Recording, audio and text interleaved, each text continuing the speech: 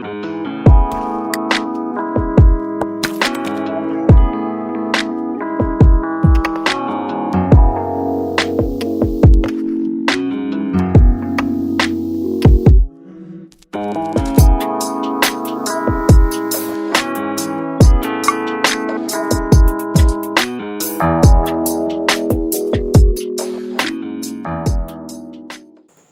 Guys, how's it going. Welcome और welcome back to my channel. मैं हूं आपकी होस्ट, आपकी दोस्त कियारा, आप ही की तरह एक 11th grader.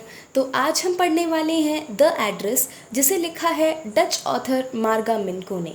This is another chapter having a conflict of emotions, और इसकी एक दर्द भरी बैकग्राउंड स्टोरी भी है।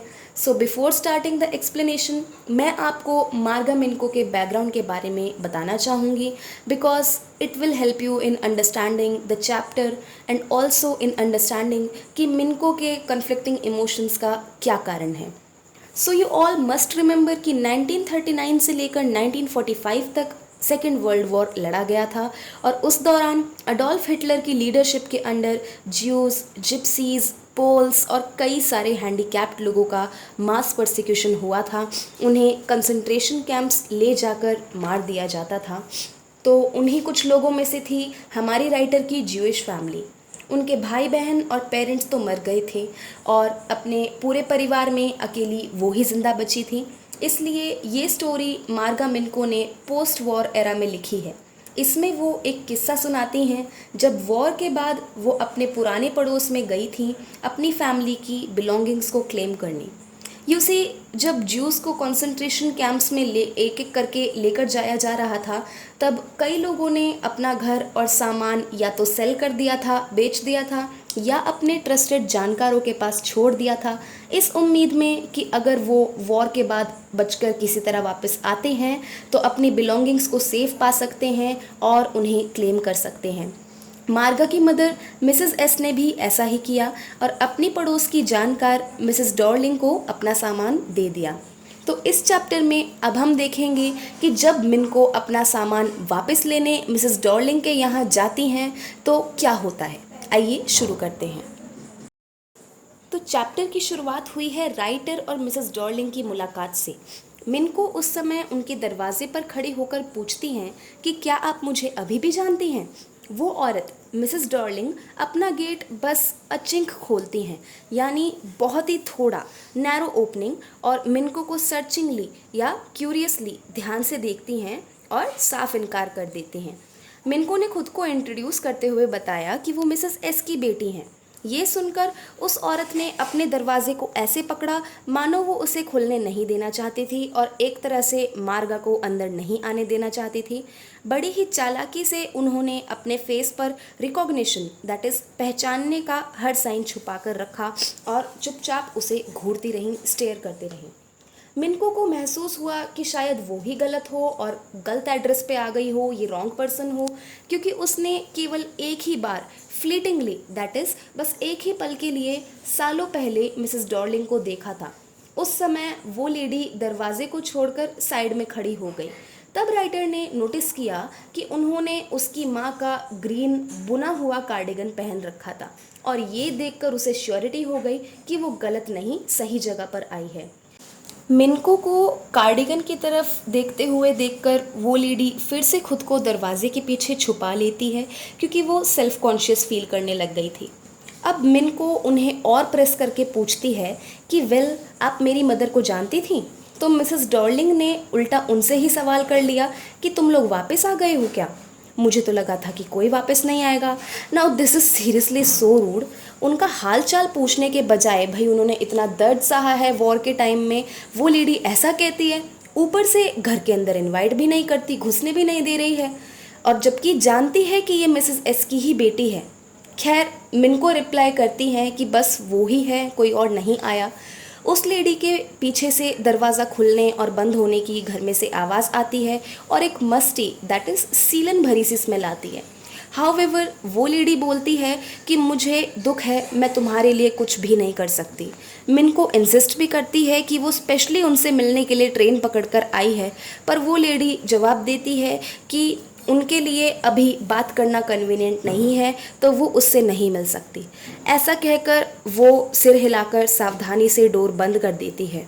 मार्गा वहीं खड़े रह जाती है और नेम प्लेट को रीड करती है, जिसके ऊपर डॉर्लिंग लिखा था और थोड़ा ऊपर जैम्ब दैट इज़ डोर पोस्ट पर नंबर 46 लिखा था।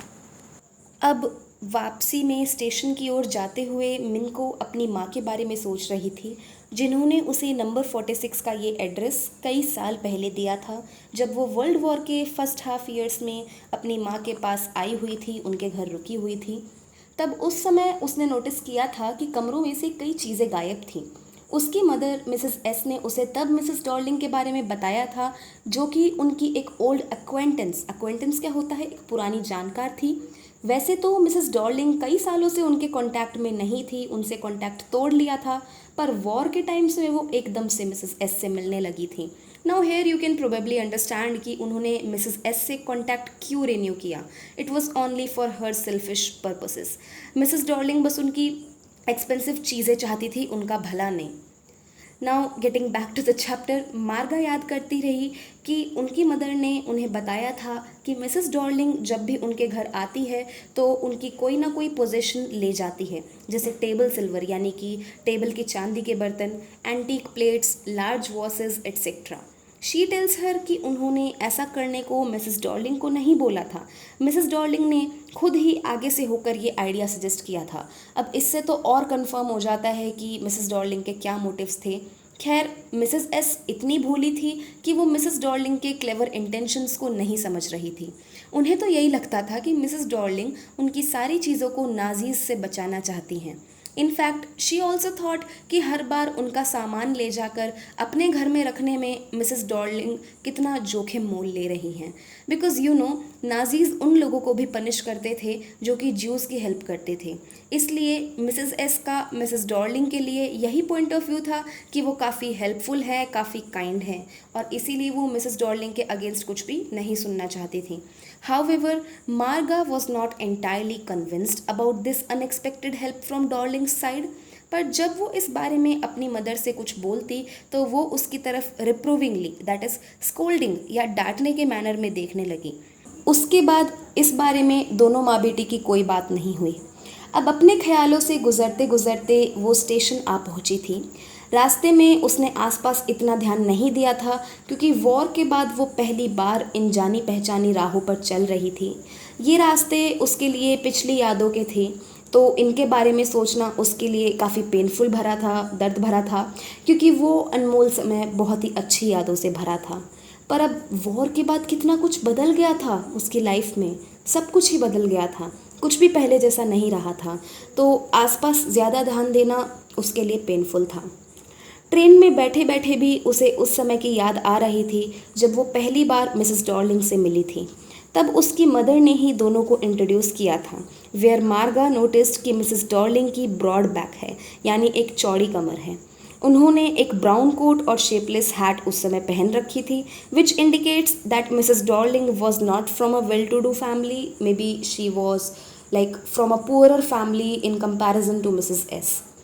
मिसेस डॉर्लिंग उस सूटकेस को जिसमें वो सामान लेकर जा रही थी बड़ी ही मुश्किल से उठा पा रही थी, क्योंकि बहुत सारा सामान होने के कारण वो भारी हो रखा था। But still she was so very determined on taking away all those things कि उनकी कमर में क्रैक है, पता नहीं क्या लिखा है ये, वो भी आ गया, चनका आ गया, बट उन्हें फ़र्क नहीं पड़ा। जब मार्गा ने अपनी माँ से पूछा कि क्या वो ज़्यादा दूर रहती हैं, तब मिसेस एस ने उसे कहा कि वो मार्कोनी स्ट्रीट हाउस नंबर 46 में रहती हैं, और बोला कि मिनको ये एड्रेस याद रखे। This is because Mrs S भी ये चाहती थी कि उनकी बेटी आफ्टर द वॉर अपनी फैमिली की चीज़ों को क्लेम करने वापस आए। So guys, that's it for today. Because ये चैप्टर थोड़ा सा लेंदी है समझाने में भी और शायद समझने में भी, इसलिए मैंने डिसाइड किया कि it would be better if I make 2 parts of this chapter, क्योंकि स्क्रिप्टिंग में भी बहुत टाइम लगता है and currently I am very busy with my schedule. So I really hope that this chapter and this explanation was good enough for you. अगर आपको लगता है कि कुछ इम्प्रूवमेंट मैं कर सकती हूँ तो प्लीज़ प्लीज़ प्लीज़ ज़रूर कमेंट सेक्शन में फ़ीडबैक देना। मुझे आपके फ़ीडबैक बहुत अच्छे लगते हैं। एंड लाइक करना खैर वो इतना इम्पॉर्टेंट नहीं है, ज़्यादा ज़रूरी है कमेंट करना और अपने दोस्तों और क्लासमेट्स के साथ इस वीडियो को शेयर करना, ताकि हमारी ये फैमिली और ज़्यादा ग्रो कर सकें। So thank you so much for watching guys. Let us meet in the next part of this video. Bye bye.